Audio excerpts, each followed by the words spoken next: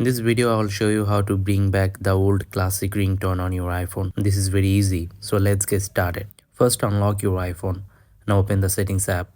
Inside Settings, scroll down and tap on Sounds and Haptics. Now tap on Ringtone. Here you'll see your current ringtone. For most iPhones, now the default ringtone is Reflection. Now to get the old iPhone ringtone, you have to scroll down to the bottom of the ringtone list. Then you will see an option called Classic. Tap on Classic.